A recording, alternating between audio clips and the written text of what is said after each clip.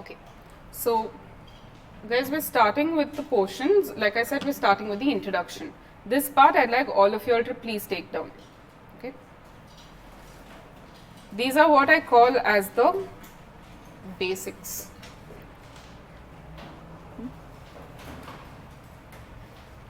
If you all want, you all can open up the curtains also. It seems very dull inside this class. If you all want. Okay. So guys, we are doing a law subject. So first and foremost, I'd like you all to understand where these laws even come from. And for that, we have to go back to a little bit back into political science. Okay, so as you all know, we have something known as the Constitution of India. What is the Constitution of India? How many of you all know that there is something known as a Constitution of India? Yes, I'm guessing everyone knows this. But what is it? Constitution consists of Fundamental rights. Yeah. Mother of all laws. Correct. That's all? Correct. That's one of the biggest written constitutions of the world. Okay, so we'll establish the basics moving forward. Okay. Now, the Constitution of India is a document that was written by someone known as the Constituent Assembly. Back in 1947 to 1950, they sat and they drafted this. And what was the objective of this constitution? Now, India at that time had just gotten independence. And so we had learned from multiple other countries going forward that we cannot put power in a person, because then it can become a dictatorship. It can become, so many things can go wrong. So what we decided to do is we'll have a written document outlining what are the main laws of our country, what are the most important laws of our country, and how we can proceed from there. So it is a source of all laws. So like she said, it is the mother of all laws in India. Now, in the constitution, what they came up was with, rather than having just one body that has all the power, let's make 3 different bodies. And based on that only, we have the legislature. What else do we have? Any idea? Judiciary. Administrative, or otherwise I will call this as the executive. Okay, who is the legislature? Makes the laws. So if they make the law, what are the bodies under the legislature that we know of?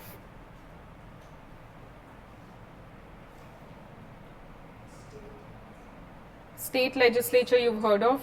So if there's a state legislature, there'll be something at the national level, central level. So at the central level, we have the parliament. Okay. In the parliament, do you all remember, we have 2 houses. We have the Lok Sabha and the Rajya Sabha.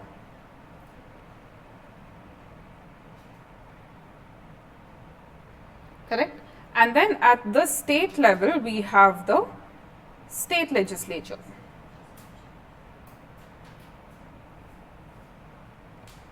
Correct?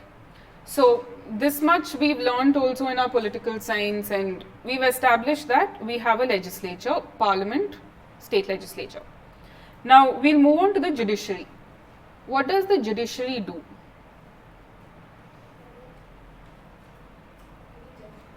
Giving judgments. So I'll term that as deciding disputes. Yeah. Okay, actually we'll go with whatever you're saying. Giving judgments, or as I'll say, deciding disputes. Who do we have under the judiciary? We have the Supreme Court, High Court, district court. Any other court?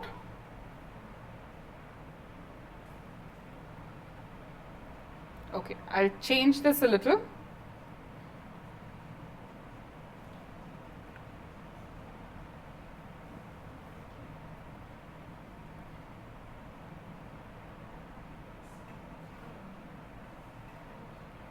Okay, at the district level, we have civil and criminal courts. How many Supreme Courts do we have in India? One or two? Only one. Okay, what about high courts? In each state we have only one high court or two?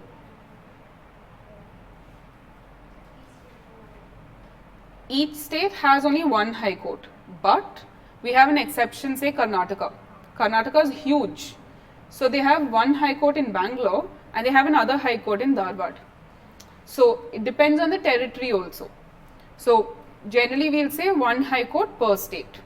And then respectively we divide between civil and we divide between criminal at the district level. Okay. Now please write this down. One of the main functions of the judiciary is to interpret laws.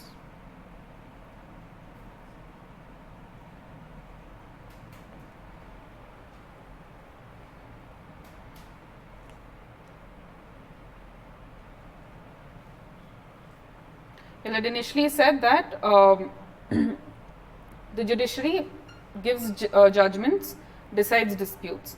But one of their main functions is actually to interpret the laws. And this interpretation of law, I will attribute only mainly to the Supreme Court and the High Court. I'll explain this shortly. Now come to the executive. What does the executive do? Executes the laws. Who does it consist of?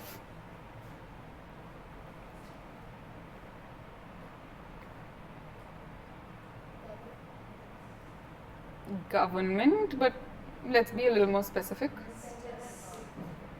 No, not really. Governments we'll try to keep, they have an administrative function, but largely we'll keep as lawmaking function.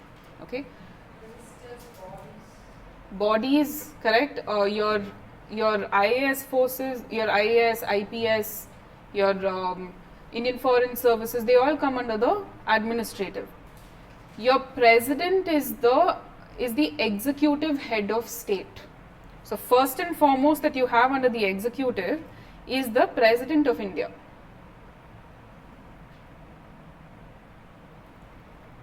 Okay, and obviously under him you have the Vice President. Have you all heard of governors of state? Okay, so the governors work directly under the pleasure of the President. So they are governing that respective states. So they also technically come under the executive level. And like I said, anyone involved in the execution of laws, IAS, administrative basically, IAS, IPS, IFS, revenue officers, tax officers, these are all coming under the executive body of state. Somewhere in jurisprudence, you will be studying about all three. Obviously, you all will have greater concentration on the judiciary and the legislature, but there will be one or two chapters where we'll be studying about the executive also. Okay. Now, let's look at something logically. Okay. Legislature makes the laws. Judiciary interprets the laws. Executive executes the laws. Okay. So there's one thing common over here. Laws.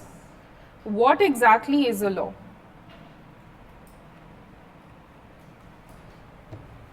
You all can tell me whatever you feel like. What to do and not to do? Okay. What else is laws? To bring about some kind of uniformity. Uniformity for what? For all the people to follow. Okay, great. Brings about uniformity. Anything else? Law governs Governing factor, correct. What is a law? A fair? A fair view. Okay, correct.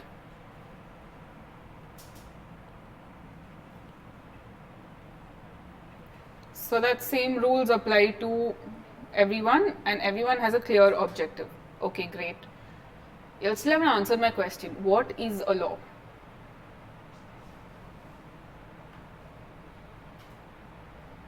Okay, let's look at it this way. What happens if you don't follow a law? Punishments and penalties.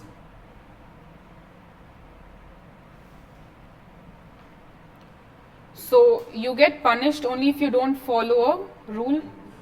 So first and foremost, laws are basically rules in society. But why do we need rules? To maintain order in society. That is the pure objective of law, that is maintain order in society. Okay, think about it. From independence, what were we when at the stage of independence? Were we Bharat or were we India? No, we were a set of princely states already divided. We had the kingdom of Travancore, we had the kingdom of Mysore. We were already divided, and our Constituent Assembly members, our freedom fighters, etc., eventually went ahead and they brought all of them together into one border that today we know as India. Right? So okay, today if you go from India to say the US, can I say that the rules apply differently in India and some rules apply differently in the US? Think about that from an independence point of view. You had different kingdoms, different rules, different rulers. And so to bring them all together was the main objective of our Constituent Assembly members. Okay, and that is what our constitution tends to do. Bring about order, bring about some form of unity, uniformity, unity. Okay, and also to provide punishments and penalties if you don't follow certain things. Okay. But I'm not saying that, okay, when we moved into independence, we just created laws out of nowhere. That was not at all the case. If you see, a lot of our laws come from the British rule. In fact, today also, our Civil Procedure Code is a law that was drafted in the British rule only. And we're still continuing with it. Some amendments are there, but it's a colonial era law. Okay? So, objective of law is this. Bring about order, punish anyone that does not follow these rules. That is what law is. Now, we've understood the legislature makes the laws. Fine. Now, legislature consists of whom? Members of parliament and members of legislative assembly, MPs and MLAs. Now, try to look at it this way. We have laws in almost every stage or every sphere in this country. Name it education, name it industry, trade, name it medical professionals, our professions, anything that you see, there's a law. Okay? Who made the laws? MPs and MLAs. Are each one of them technical experts on each and every law that they made? No, they're not. So they would have made a law. And they are sitting in parliament. But who does the law apply to? People. Okay. Now, the people, take you itself for example. When will you go searching about what a law is? Only when there's a problem. You'll try to look up what rights you have and what punishments there are. Then you'll try approaching the court of law. So then the court will now have to do what? Will have to apply that law to you. But who made the law in the first place? The legislature. Now, we're saying that, okay, those 6 people made the laws, but y'all apply the law. It would make sense if you made the law and applied it yourself, but that's not the case in our country. And that is where the most important function of the judiciary comes in. The judiciary will will take the law made by the legislature, interpret it, and then apply it to the people. And that's what happens in a court of law when we go to any court. So it's not always about going to a court for disputes. We can even go to a court for understanding the validity of a law, or we can even to simply give an interpretation on law. This is the objective of the judiciary. And then lastly, we have the executive, that is execution of laws. So these are the people who will be involved in, okay, if you don't follow this law, I will punish you. And they will actually carry out those punishments. Okay, so are we clear on this? Fine. Okay. Now we're going into, again, the law itself. I specifically mentioned sections earlier. Okay, but what are these sections? So in a law, like I said, is basically a set of rules which will be published in a particular document. And what the members of parliament do is they'll release the laws in this particular format. The first and foremost one is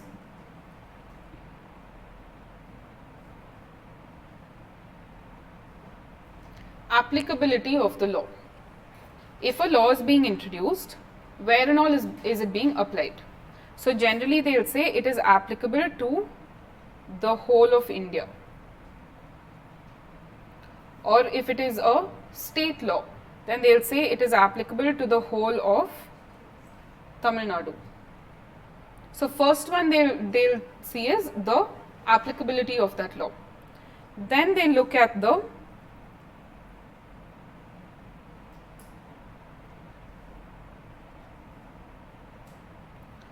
title and the commencement. What do you call this law?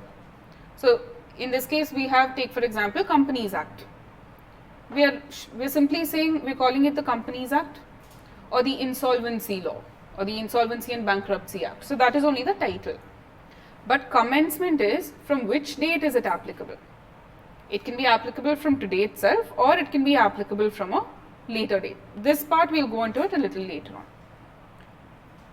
The third part will usually be with regards to definitions. Okay, in many of the chapters you will be studying about definitions.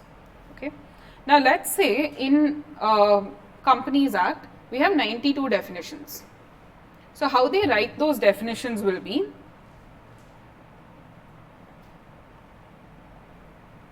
like this. Okay, now can you see that I was writing 1, 2, 3? These are only your sections. That is only sections. So it's a way to reference a paragraph in that particular law. So how do you write section numbers?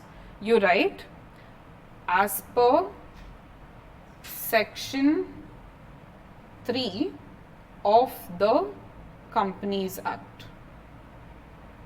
Okay, Companies Act 2013. One second.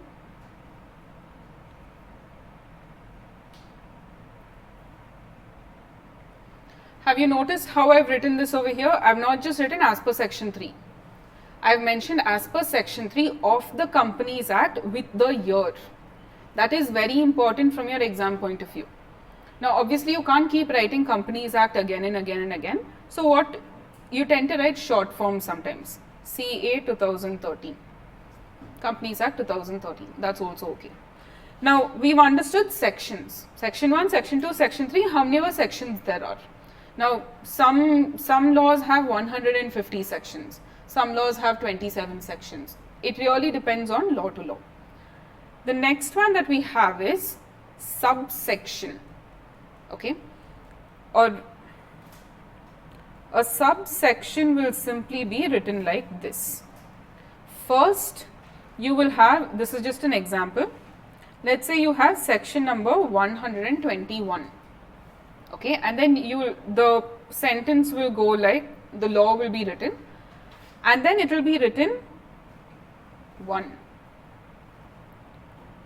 2, 3. Okay, so how I'll read this is section 121 subsection 1. section 121 subsection 2. So how will I write it? I'll write it as, in short form we write S dot 121 subsection 1 of the Companies Act 2013, or section 121 subsection 2. Now it may turn out that subsection 1 has a clause A or a clause B. So what do we call that? We call that as a subclause. Okay. So in subclause, how do we write it? This part should be easy. Section 121, subsection 1, subclause A. Okay. Now this is just for your understanding. Mostly in your portions, you will not be reading as section 121, subsection 1, subclause A. There's not a lot of places where that comes up, but this is for your understanding. Okay. Throughout your chapters, when you're reading in your textbook, they'll just mention subsection 2 of section 130. So, tends to confuse a lot of people. Ma'am, what are they talking about? Nothing. Go to the law, take out section 130. Then take out subsection 1 and any other clause underneath, and that is your provision over there. That's all. So now you'll have understood sections, subsections, subclauses. Okay. Also, please remember, every law must be learnt from, like, with the year. Companies Act 2013. Okay. Civil Procedure Code 1908. Things like that, you'll have to remember the years.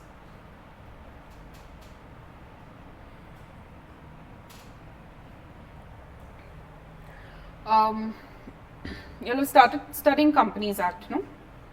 How much have you all covered in portions? First chapter, only first chapter you all have covered. Okay. Setting up? 2 chapters. What are those 2 chapters? LLP and?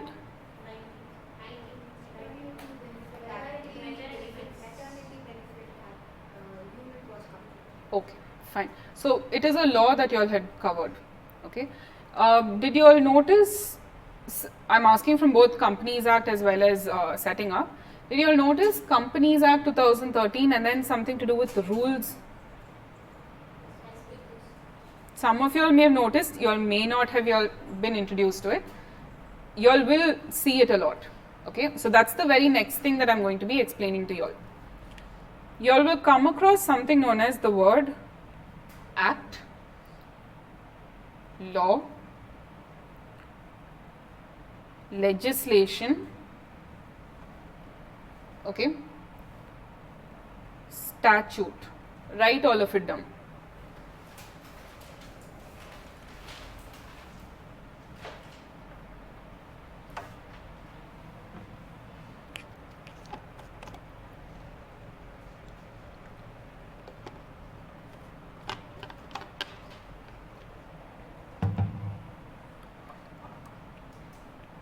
You all have heard of the word Act, Companies Act 2013, law, that's what we're talking about. Legislation, have you all heard this term? No. Statute, S-T-A-T-U-T-E. All of these words mean the same thing, that is a law passed by legislature. Nothing other, there's no other word to it, there's no difference between each one of them, they just used interchangeably. So sometimes same thing, means the same thing, that is law passed by legislature. Okay. Now I'm going to reference only the word act, okay, or otherwise, sorry.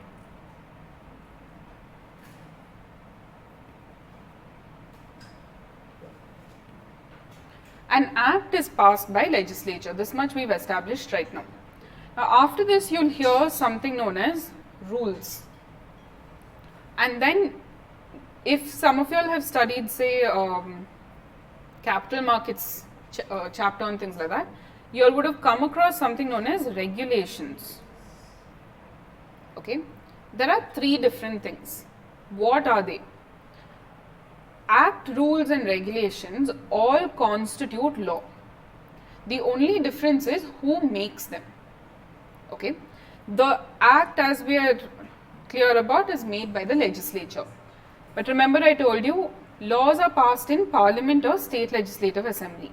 Made by whom? Members of Parliament, MLAs, who don't have technical knowledge. Like let's say when they passed the Companies Act of 2013, yeah, they would have passed the law. But the technical workings of it would have been kept silent. So what they'll do is, the legislature will delegate the work. What do you mean by delegate? Assign the work to someone, correct. So rather than me doing all of it, I now authorize you to do it. Okay. So what, because we're talking about the Companies Act of 2013 over here, we have the first Companies Act 2013 and that is your act. But then the rules consist of all the technical parts of it. So rules are actually made by the Ministry of Corporate Affairs. We know Ministry of Corporate Affairs is a corporate body established by government, etc. So what will happen is, yeah, Companies Act will say company can be incorporated or a director has to be appointed. Great, appoint a director, but how do you do it? What is the procedure to appoint a director? What and all steps should you take? That will be mentioned in the rules. Okay, so rules is what I would call merely as procedural part of the law. So let's say when you all came into this class itself, you all know jurisprudence class is going to take place. But how it's going to take place, how classes are going to be scheduled, when you come here, what are you expected to do? Those are the workings of a subject. And the same thing applies to rules. We will see examples later on. If we have acts, rules have to supplement the act. What do I mean by this? Can you have only an act, that is only the Companies Act? Yes. Okay, we have many laws that has only the main law. There are no rules. But can you have only the rules and no act? The answer is no, not at all. Because remember, it's only a procedural aspect. Okay. Now coming to this, regulations. Regulations are just like rules. Again, the difference is who makes them. Slightly I'm going to divert over here. Have you heard of SEBI? SEBI is it's a body that is set up to regulate what? Stock. Let's say stock market. Have you all heard of RBI? What do they do? Banks. So I just said banking in short. Okay. Have you all heard of Telecom Regulatory Authority of India? TRAI governs all your telecom industries. Now who are these guys? We call them as sectoral regulators. Okay, sectors. Can you notice banking is a sector, stock market is a sector, telecom, insurance. So we call them sectoral regulators. Why we have them, I'll explain little later on. But these people came for very specific reasons. How many of you all have seen that show Harshad Mehta's Scam 1992? Yeah, sorry, Scam 1992 only. Yeah. So those of you all who have